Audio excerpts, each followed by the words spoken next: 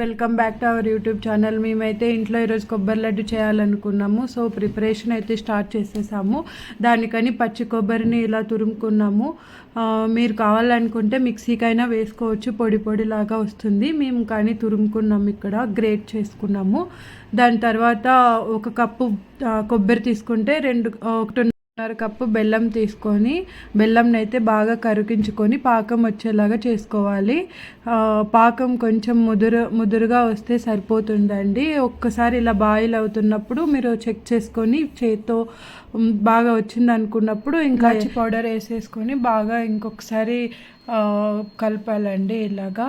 తర్వాత నెక్స్ట్ అయితే మనము గ్రేట్ చేసుకున్న కొబ్బరి ఉంటుంది కదండి, అదంతా ఇట్లా బెల్లం పాకంలో వేసేసి కొంచెం సేపు రెండు మిక్స్ అయ్యేలాగా బాగా కలపాలి. సో ఒక 5 minutes అండి బాగా కలుపుతుంటే బెల్లం పాకం అనేది మన కొబ్బరికి చాలా బాగా పట్టేసుకొని ఇలాచి ఫ్లేవర్ అంతా మనకి బాగా తెలుస్తుంది. సో దాని తర్వాత అయితే మనం కొంచెం స్వీట్ కదండి, నెయ్యి అయితే యాడ్ చేయాలి. అందుకని నెయ్యి ఇక్కడ యాడ్ చేస్తున్నాము, నేనైతే కొంచెము.